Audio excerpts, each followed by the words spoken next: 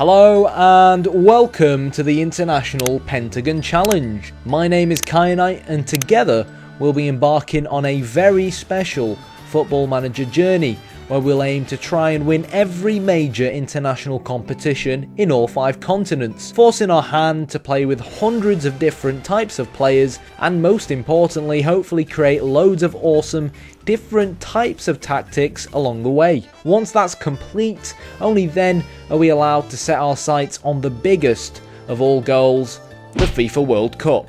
How many nations will we have to manage until we work our way to the top?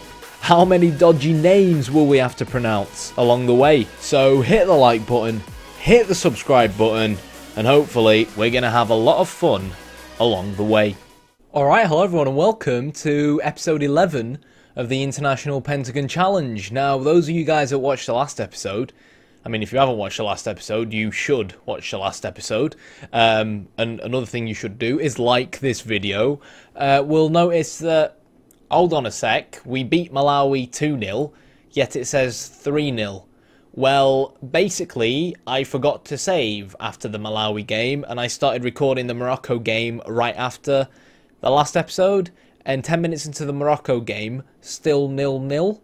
The game crashes and I get like a not responding thing. I relaunched the game and it turned out that I'd not saved after the Malawi game. So I was basically like, I've already recorded a full episode. I ain't going to re-record the Malawi episode. You guys know I won.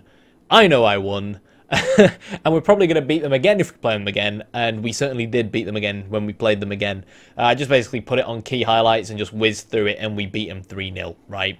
One extra goal, but in terms of the dominant performance, it was pretty much all the same, and yeah, apologies about that, but I really want to play Morocco now, so hopefully it will let me play against them without bloody crashing. And I am going to make sure I saved beforehand. But yeah, the good thing about Morocco is that obviously they've got some quite popular players. And we have a little bit more information on some of their players. And given that they are the 20th best team according to the FIFA World Rankings at the moment, it's going to be an incredibly difficult game. So another thing I want to also mention is that apparently since taking over, Angola's 6 games unbeaten is a new Angola record. So yay, the Kyanite effect, I guess. So yeah, that's one side. Obviously, as you can see, I have a coach and an assistant manager. Where the fuck are the scouts? I guess maybe scouts. I don't know who provides scouting reports, to be honest. But as long as I've got 2, I'm not going to complain too much. So as we can see, we are expecting them to play with a 4-3-3. Harit is going to be more of a trequarista, which probably means we benefit from playing a defensive midfielder, because he's going to be trying to float just in front of the back 4. And if he ends up kind of like bringing out centre-backs, then Boufal could end up making runs through, which isn't what we want. We look at some of these players, we're talking about Premier League quality players. Ashraf at right-back, who plays for Real Madrid. Right, I mean, yeah, he's not a starter for him, but he's bloody good, right? You got Lazar, Ashraf Lazar, playing for Palermo at the moment, obviously plays for Newcastle in real life. We got some real good players here, guys, and yeah, we're probably not going to win, but we can try. So, from scouting, we know that they've been quite weak up against the exact same formation they play, the 4-1-2-3. And that's probably because the way that they play, after going onto their schedule and looking at some of their past goals and stuff, Ashraf will go forward a lot more. So they do tend to concede down the wide areas, and they do tend to leave space in the wide areas. In terms of the middle of the park, I don't think against a team like Morocco, we can afford to play 4-4-2. Even kind of our 4-4-2 approach that I created to play against stronger sides, I've not tested it yet, so I'm not willing to take that gamble, so I'm going to go with my gut feeling tactically. So what we're going to be looking to do is actually match them, right? And it's kind of, why is Ramalho playing up front? It's kind of disappointing. I've called the tactic anti-Morocco, as you can see. It's kind of disappointing because Nzola and Gelson Dyer have been doing well up front together, but as we saw in the last match, with the recorded version, obviously Gelson's lost his 2 assists now, but we know he's capable of doing it, right? So we are going to play him on the right-hand side as an inside forward. Even though he doesn't have the best crossing, we know that with work ball into the box, his passing into the box is pretty good. And Zola, for me, is a good shout up front as a defensive forward, just because of the physicality that he offers up front and the size that he offers. Because as we can see, we are kind of expecting Morocco to play with 2 very big centre-backs. 190 centimetres on Zuhair Faddal and 190 centimetres on the world-class Mehdi Benesha. So, yeah, it's going to be a tough one, that. And I feel like going with a big striker is going to help us. We want to utilise Gelson's pace up front, and up against those two centre-backs, we won't be able to. So it seems to make more sense to pack the midfield. We have 2 ball-winning midfielders, just because I feel like it is going to be so important that we are able to stop Morocco from controlling the game. We know that they play on a control mentality, so we know they're probably going to be looking to play more of a possession game. Another thing as well is that they haven't been very effective playing this tactical approach. Now, it doesn't necessarily mean they haven't been very effective, but it probably means they're going to be looking to play possession-based football. And to be fair, they only beat Namibia 1-0. And if we look at this, they didn't even have that much possession. They created a lot of chances, to be fair to them, but it just goes to show that when it comes to actually maybe putting the ball in the back of the net, the patient approach doesn't really work too well for them. Like I said, I watched some of their past games, and they do play short passing, intricate football and whatnot. So if we can disrupt that, where they're sort of triangle, as I make a square with, yeah, that's a triangle, with in the middle of the park, if we can disrupt that and utilise our 2 ball winners in the middle of the park, which to be fair isn't necessarily our strengths, but we have a fair amount of depth in that position. So once they get tired, we can recycle the players at half time. If we can just try and disrupt them from playing their own game, and we've got these guys able to pounce in the wide areas with a big guy up front, I feel like we're always going to stand a chance. Bella's been really, really good since coming into the side, and I feel like with Ashraf going forward, he should have... Where on earth is it? With Ashraf going forward, I feel like he's probably going to have a lot of fun if we can get the ball to him down that side. So for that reason, we're obviously looking to exploit both flanks. I've not told him to pass into space simply because I don't feel like we'd benefit from it, because from a physical point of view, Morocco are a lot faster than we are, so it's probably not a risk we want to take. And yeah, we're looking to work the ball into the box. We're obviously keeping everything roughly the same in terms of trying to defend deeper and whatnot. That could increase because they're playing with a trequartista, but I wouldn't really count on it simply because their inside forward and winger are still pretty fast. We're playing with a higher tempo to try and hit them on the counter-attack, of course, as the mentality suggests. Now, even though counter doesn't really mean a counter-attacking mentality, I really see these as kind of like 7 DEFCON levels in terms of taking risks ourselves, and this is the right DEFCON level that I want at the moment. Playing with a fairly narrow width, if it feels like we're playing too narrow and they're playing really wide, then we can increase our width. After watching some of their highlights, they don't actually play that wide, so we should be fine, really. Counter mentality means that these guys will probably be on support. Ramalho will protect the back too. Like I said, he'll try and cover this space for when the trequartista drops deep, and these guys will try to close in on the rest of midfield. If we can win the ball back, Piana's become an advanced playmaker rather than a deep line playmaker, just so he gets involved a little bit more and plays a few more adventurous passes towards the front 3. Because like I said, with Ashraf coming forward a lot and the other fullback getting involved too, I do genuinely feel like if we can maybe grab a goal on the counter-attack and just sit back on it, we've only conceded 1 goal under my management. You know, so I kind of fancy our chances to sit on a goal. And that's it, really. Just looking to exploit their weaknesses based on the scouting report. So without further ado, let's stop talking about it and let's head into the game and lose, where I end up looking like a complete buffoon. So I'm not really too sure about this. They actually think that the odds are even, but I think Morocco are quite clearly favourites to win. I mean, it was 79th in the world. Hey, that's not me. Where's my actual face gone? Okay, that's messed up. That's not my face. It's like removed my face for some reason. And Morocco are 20th in the world. So, yeah, not quite sure what that's about. But without further ado, let's crack on. Okay, so as expected, 4-3-3. This guy looks like he's just seen a ghost. But, yeah. I mean, it looks like this goalkeeper's making his debut, Anas Zaniti. So we could look to shoot on sight, but we're not going to resort to that just yet. Just because he could end up making mistakes, he could be nervous and whatnot and take advantage of that. They still have some very good players on the bench. Yunus El Arabi, Yunus Belhanda on the bench to come on as a playmaker in midfield should they require it. So, yeah, it's going to be very tough, but we'll see what we can do. And obviously we're going to have our wide men also try and man-mark their wide men as well to help us out defensively. So Temba Shithole thinks we should challenge the team to pick up. We owe Morocco revenge after what happened last time round. I wasn't manager last time round, but, you know, every time I get that option, I always tend to choose it. That's a little trick. It always seems to get positive feedback from your players. So when you get that option, just just bloody go for it, right? Okay, so here we go. We're kicking off. No national anthems. I do hope they add national anthems next year, like for international games. Like, oops, hello. Okay, that's obviously on key because of what happened in the Malawi game. Yeah, okay. Well, we don't want extended, we want comprehensive. And yeah, here we go then. So we are going to be still looking to play the ball out the back. Simply because with their forward player being a trequartista, I don't think they're going to be applying too much pressure from the front. But if it seems like they are, then we can always adjust that. But I don't really fancy any of our front players' chances aerially up against the Moroccans, who are some very, very, very big players. But there we go. Amrabat coming very, very close, a minute in to scoring a goal. Not the best to say from our goalkeeper, but let's see whether or not we can work our way into this game then. A lot of free kicks from Morocco, and they keep playing it to the guy on the edge of the box. It's actually a problem when the AI keep doing that, because I'm not quite sure how you're actually meant to counter that. A lot of possession for Morocco, seemingly so far. Good cross from Mahi, who's a trequartista, who pulled out wide there, which is quite interesting. And once again, we managed to clear the ball. So, defensively, resilient so far. I think we just need to be patient for our own counter-attacking opportunities to come. Morocco are playing a possession game, short passing game. They're the home team. I'm sure we'll get chances in this game eventually. We just have to basically try and remain strong at the back and basically make sure we're not about 2-0 down by the time we do actually, get an opportunity.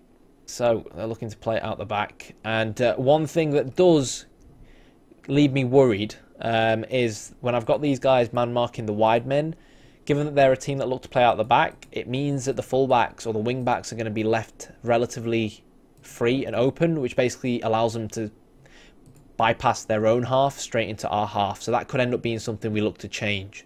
Ramalho, obviously, a player who I've had mentioned to me before, is actually going to be playing defensive midfield this game. He's not a defensive midfielder by trade. He can play in that position, though. So we're giving him a shot there. I do feel like we're a little bit deeper than I'd like. So we probably want to maybe increase our mentality now, 10 minutes in, to more of a standard mentality. Feels like we're just giving him a little bit too much breathing space. And just as I say that, I mean, Harit, 179 centimetres, scores a header. Like, okay, that's a bit shit. So let's up that a little bit, and yeah, just go with that. I think we've gone 1-0 down, okay. But, I mean, passes like that ain't exactly gonna help us. That's good now. We've won the ball back. The only issue now is that Nzola doesn't really have support. Da Costa now with a free kick, and it bounces off the wall and goes out for a corner.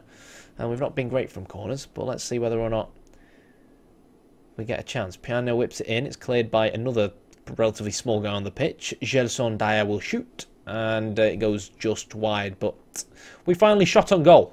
And we are starting to create more chances now that we've kind of upped our mentality a little bit more. Piana, through ball to Ramalho, and that was a dreadful shot from Ramalho.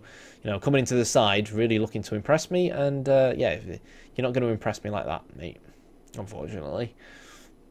We're starting to create chances, though. I don't want to make any knee-jerk decisions just yet. If we go into the second half still 1-0 down, then it's not really the end of... Oh, God! Ashraf almost headed it into his own goal. It's not the end of the world if we go into half-time 1-0 down. We can make some changes, regroup and whatnot. Maybe stick on a second striker and really go for it in the second half. What's important is that we don't go 2-0 down going into the second half, because then it will just kind of feel like it's game over. You know what I mean? Here we go then, half-time. We've lost a lot of possession in central areas of the middle third of the pitch, and we struggled for possession in the opposition's half. I think now, if we're going to try and salvage anything from the game, just got to go a little bit more direct, you know what I mean? Try and really take the game to them. So for that reason, let's make some changes. So I said that I kind of created a 4-4-2 variation, was kind of envisioned to be a modification of our kind of the 4-4-2 we've had a lot of success with, and we've been unbeaten with, obviously, since I took the job for kind of like stronger teams. So look, we're 1-0 down, and even though I think we're going to get overrun in the middle of the park now, in this kind of scenario where you're expected to lose as well, we might as well experiment with the team and might as well see if we can learn something about our team so that when we have to face Morocco on home soil, we at least, you know, have more information about them. We know what works better against them and whatnot. I don't actually think we played too much of a poor first half, to be honest. We just conceded a header to a midget, really. They didn't create any other clear-cut chances other than that. And even that wasn't really a clear-cut chance. And it's kind of these kinds of scenarios where you are up against a team that are better than you. There's only so much you can do from a tactical perspective. You know what I mean? So all we can really do is aim to stay in the game. Ramalho comes off, and so does Adao, and we bring on Llano as a second striker. Gelson stays on the right-hand side, and we bring on Pirolito in midfield as well. Now, the main advantage they have is that third oh, God. Good save. Bloody hell, wake up, boys, wake up. The main advantage they have is that third defensive midfielder, obviously. And I do feel that maybe losing a defensive midfielder ourselves could cause problems with the Trequartista. But let's not, again, make any knee-jerk decisions, right? And let's just see what happens coming into this second half. As long as we remain good at the back and we're getting the odd chance every 5 or so minutes like this from their mistakes, and we're getting chances going forwards and shots on goal. What the hell is that? That was like Emil Heskey-esque. But creating opportunities, we're always in with a chance of finding an equaliser. And a point from this kind of fixture would be great, really. But here we go. Llano, pacey striker, this lad. Needs to use it. Can he get past his man? Finds our playmaker in Piana. Manuel subbed on. Very big lad, this guy. Hopefully gives us something in the air where Morocco are very good. And Gelson puts it wide of the mark.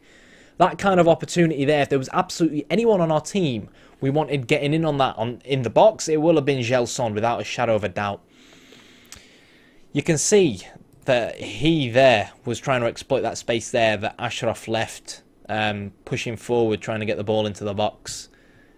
And so far, with only 5 minutes going of this second half, the 4-4-2, I think, has not necessarily looked too bad. We look like we're creating chances.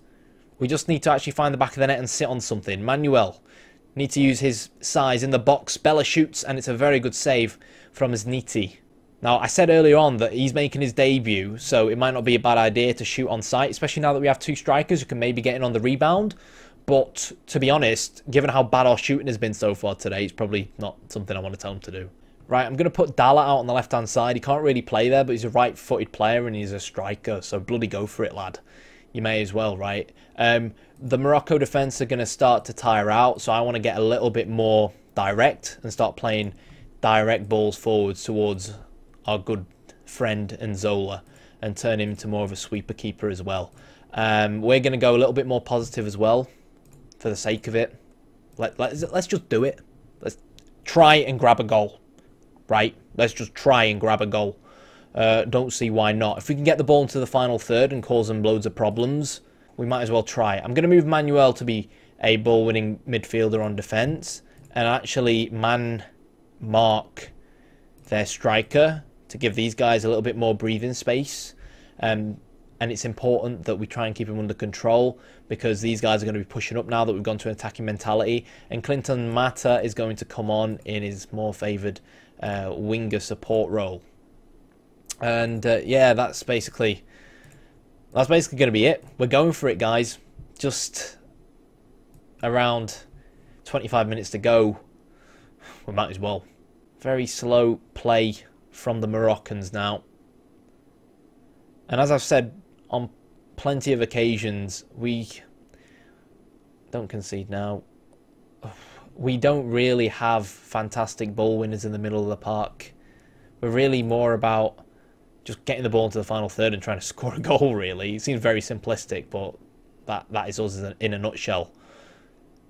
Wanting to bypass the midfield, which is our main weakness. It doesn't look like we've really created much since the change, to be honest. So for that reason, Nzola can now become a target man. Let's just try and get that ball forward. Play with a little bit more of a higher line. Start going route one a little bit. And hope we can find a goal from somewhere. This isn't ideal, really, this is it, putting Llano out on the left, but I think we can get the best out of Gelson if we stick him up front. Piana to Da Costa. Oh, it's a bad ball, but I'm not sure if it was a bad ball or a very, very good interception from Mahi. Thank God for the linesman there. Now, we're playing a risky game here. It's very likely that Morocco could get a second, but we have to play for a point, right? So yeah, under my management as a whole, we've not conceded that many goals. And like I've always said, if we can keep this at 1-0, we'll always stand a chance. And we need to pounce on mistakes like this. And Zola to Gelson, or Gelson. Unlucky there, lad. I mean, yeah, he got the shot on goal, but it's not an ideal finish. We need something. So, I guess we're going for it, really. There's not really much more I can say at this point, guys, other than we're going for it. A point could end up being pretty big for us come the end of this group. So, yeah. Mahi to Ashraf. Belhanda finds Amrabat to... Oh, just past the post. Morocco have had chances. They've had chances, but so have we. But if you look, generally speaking, at the match stats, I don't think we've played too badly, you know. I really don't think we've played too badly, and we've looked better since going for the 4-4-2. We've looked like we've had like more players in the opposition half, even though it's meant that the opposition have found it easier to kind of create these passing triangles and so on. This is the issue, right? They're just so much of a better team than us. We can't actually win the ball back to attack ourselves. It's painful. It really is. Now I know how managers feel like bloody managing against Pep Guardiola. Against this kind of play, you need to figure out a way to win the ball back from the opposition. And when there's such a significant difference in quality between both teams, go on, win it. It's difficult. Let's bear in mind that this Morocco team won the last African Cup of Nations. You know what I mean? So you can argue that we've just lost 1-0 away from home against the best team in Africa. Go on. Nice play from Nzola. Play it back. Yano. Low cross. Clinton Mata. Oh! Ah! That was it, boys. That was it. And that is the game. The better team won. The manner of both the victory and the performance. I don't think Morocco played that well, you know. I don't. If we take a look at their goal.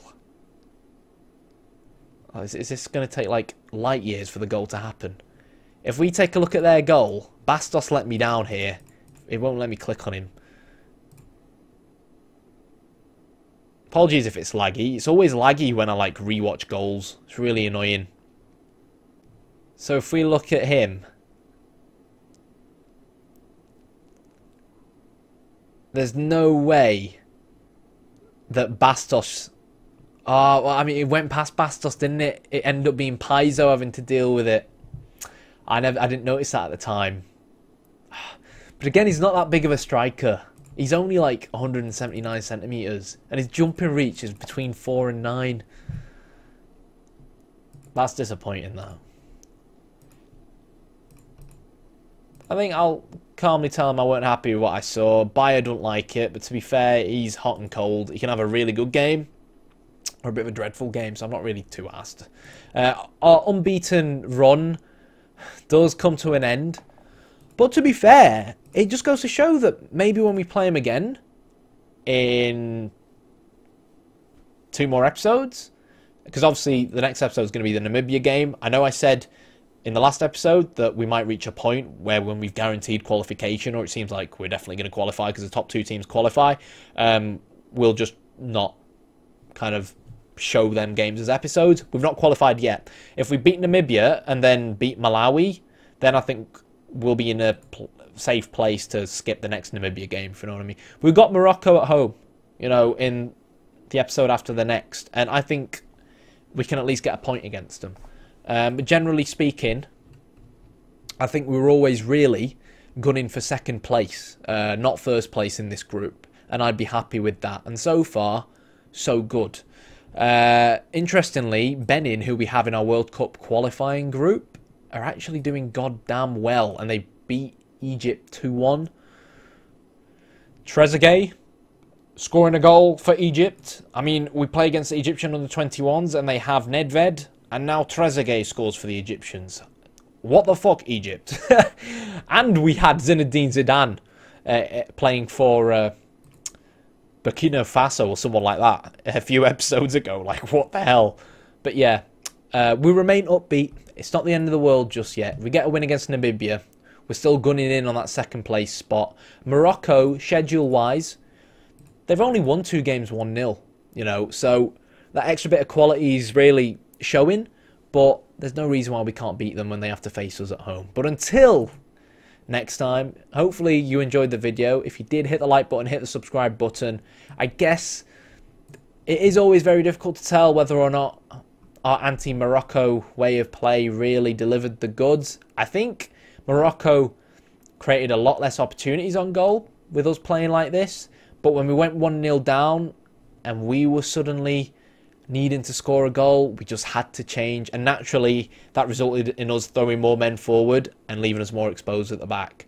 When really going into this, kind of wanting to anti-Morocco, we were kind of hoping we'd get a lucky goal and then just carry on playing in such a way where we're really looking to nullify any threat they possess. Didn't exactly materialise like that, but hey, we enjoyed it, right? So if you like the video, hit the like button, hit the subscribe button. Thanks for watching.